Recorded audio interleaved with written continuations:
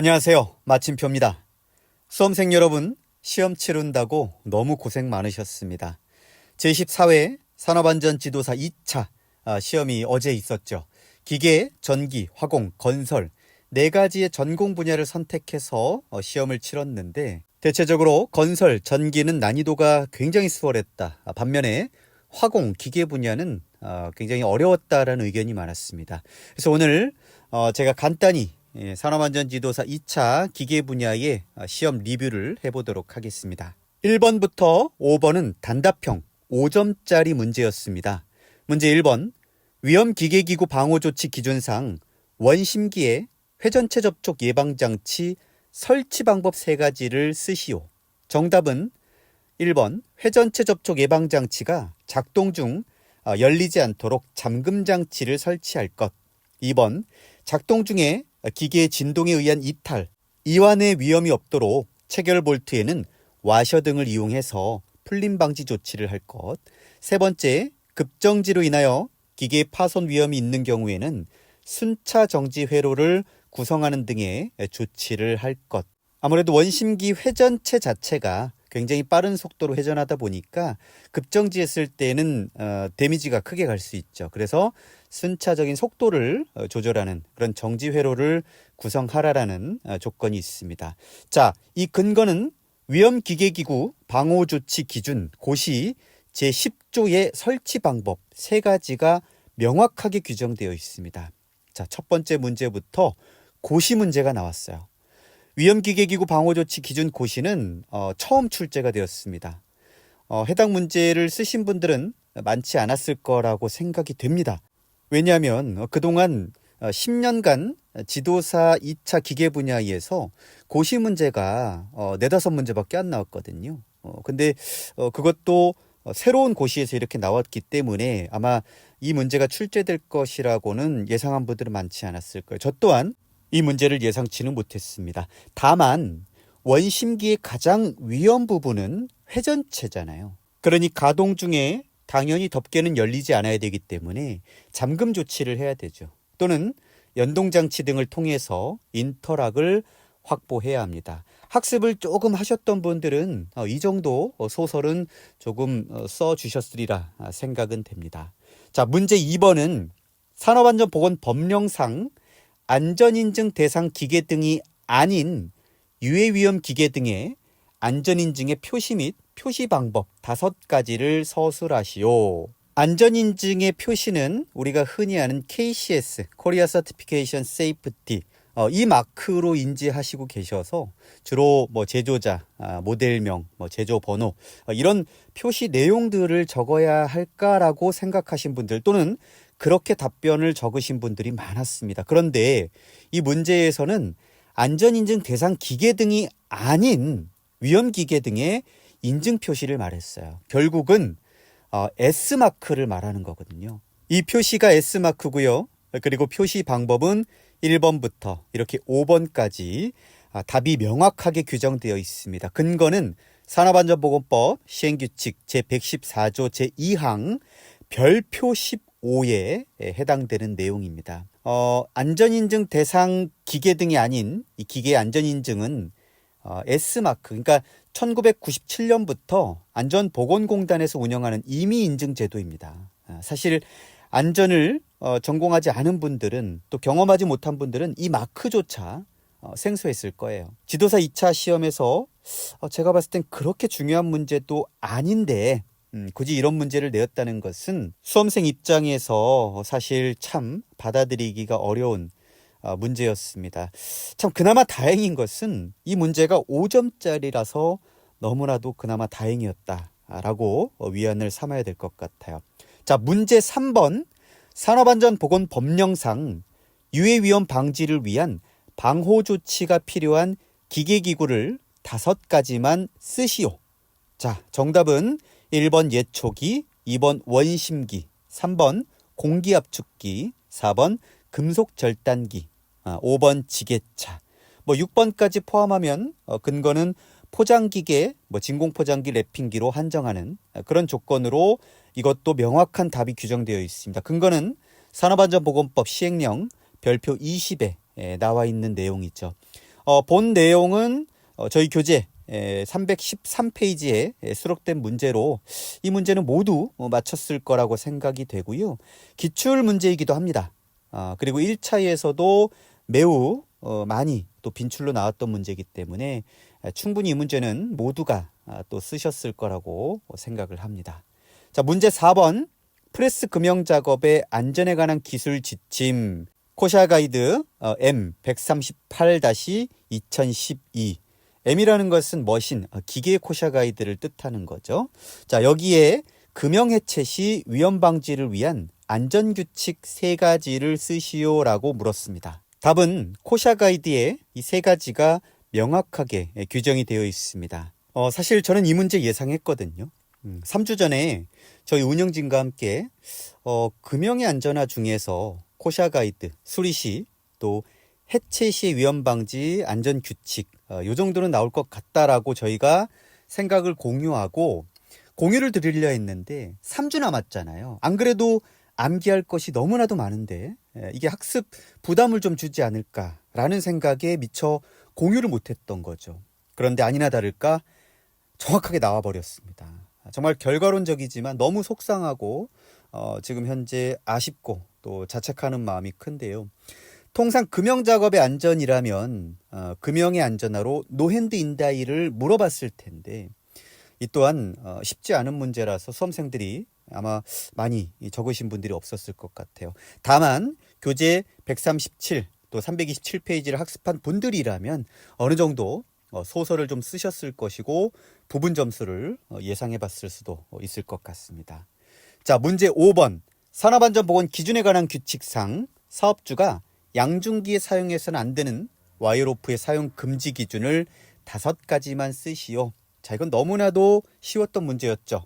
답은 이음매가 있는 것, 와이어로프 한 꼬임에서 끊어진 소선의 수가 10% 이상인 것, 지름의 감소가 공칭 지름의 7%를 초과하는 것, 이렇게 총 6가지가 있는데 5가지를 써주면 되는 문제였습니다. 근거는 산업안전보건 기준에 관한 규칙 제63조 제1항 제1호에 규정된 내용으로 교재 274페이지에 정확히 수록되어 있었고요. 제가 와이어로프는 중요하다고 굉장히 자주 언급했습니다. 특강 때도 그랬고, 그리고 중요 문제를 따로 만들어서 우리 인강 수강생들에게 배포할 만큼 정말 중요하다라고 언급했기 때문에, 그리고 이 문제는 13년 기출문제로서 2번째 출제되는 문제였어요. 그래서 이 또한 모두 이 문제는 작성했을 것이라고 저는 생각합니다. 자, 이제부터가 중요한 거죠. 자, 논술형입니다. 3가지를 쓰면 됐는데 논술형은 25점 배점이죠. 3문제 다 맞추면 75점 합격입니다. 여러분 단답형 5문제 다 맞춰야 25점. 논술형 하나 맞춘 거랑 똑같아요. 그래서 사실 이 지도사 2차 시험은요, 논술형 문제가 굉장히 중요합니다. 자, 그런데 6번 무엇이 나왔나요? 공장 자동화 설비를 위한 산업용 로봇에 관련하여 다음 물음에 답하시오. 물음 1. 산업용 로봇을 사용 용도별로 분류할 때 5가지 사용 용도와 해당 로봇을 쓰시오. 물음 2. 산업용 로봇 방호장치 중 안전방책, 울타리를 말하는 거죠. 안전방책 설치 방법 5가지를 쓰시오. 물음 3. 산업용 로봇 방호장치 중 안전매트 설치 방법 3가지를 쓰시오. 자, 산업안전지도사 2차 기계 분야에서 9년 동안 산업용 로봇은요, 매년 출제가 되었었습니다. 그런데 2023년 작년도 13회 차이에서만 유일하게 출제가 안 됐었거든요. 그래서 제가 특강 때, 인강 때 보는 사람마다 산업용 로봇은 2024년도 무조건 나온다. 정말 중요하다라고 제가 강조드렸거든요. 아니나 다를까 논술에서 2개나 나와버렸습니다. 그리고 이 물음 1, 기존에는 기출문제가 뭐라고 나왔었냐면 교시 작업에 의한 분류, 그 다음 동작 형태에 따른 분류가 2번 나왔었거든요. 그러면 나올 게 뻔하죠. 뭡니까? 용도에 의한 분류입니다. 제가 이것도 특강 때, 인강 때 무조건 용도에 의한 분류는 나온다라고 언급을 드렸었어요. 근데 이번에 정확하게 용도에 의한 분류가 나왔고, 스폿 용접, 아크 용접, 도장, 조립, 핸들링, 사출기 취출, 트랜스퍼, 파레타이징, 이렇게 공정에서 필요한 로봇이 무엇이냐, 거기에 연동되는 요 조건을 써주기만 해도 거의 퍼펙트한 답변이었죠. 그리고 2번은 안전 방체에 울타리 설치하는 방법. 예, 이것도 교재에 명확하게 기록이 돼 있었고 안전매트 설치 방법도 3가지가 있었습니다. 교재 8페이지, 9페이지에 수록이 되어 있었어요. 아마 특강을 듣고 또는 인강을 듣거나 저희 교재를 접하신 분들은 무조건 이 문제는 맞췄을 거라고 생각이 들고요. 25점짜리였습니다. 엄청난 배점이고요. 이걸 하나 맞추느냐 못 맞추느냐는 아마 이 시험 합격이 굉장히 중요한 당락을 좌우할 만큼 중요한 포지션이었다라고 총평을 드리고요.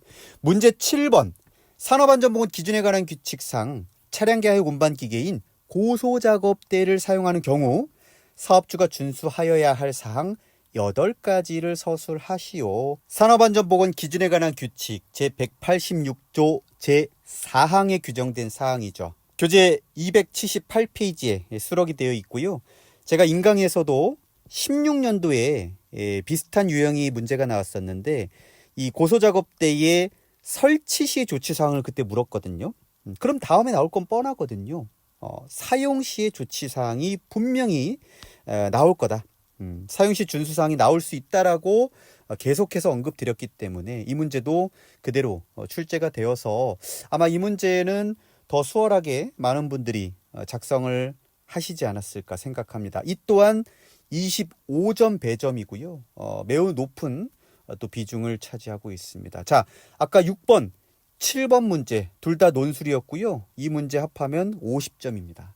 이 2개만 썼어도요. 다른 문제에서 부분 점수만 받으면 합격 가능성이 굉장히 높은 거죠.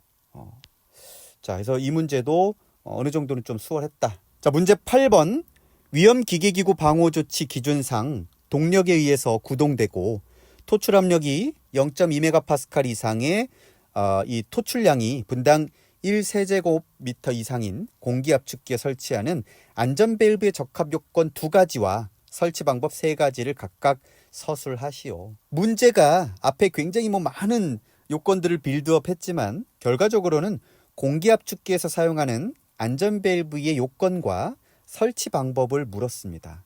자, 정답은 이렇게 적합 요건은 KCS 안전인증을 받은 것이어야 하고 그리고 내구성이 좋고 장기간 정지해도 이 밸브 시트에 접착되지 않도록 해야 된다. 설치 방법은 이렇게 3가지의 조건이 나와 있죠. 근거는 위험기계기구 방호조치 기준고시 제12조와 제13조에 규정되어 있었습니다. 자, 다시 한번 위험기계기구 방호조치 기준 고시가 또 출제되었습니다. 한 문제도 아니고 한 회차에 동일 고시 문제를 2문제나 출제했습니다. 이 해당 문제는 안전밸브를 묻는 문제이기 때문에 안전밸브에 대해서 어느 정도 좀 학습이 되어 있는 분들은 좀 소설을 좀 그럴듯하게 좀 쓰셨다면 충분히 부분 점수를 좀 예상해 볼 수 있는 문제지 않았을까.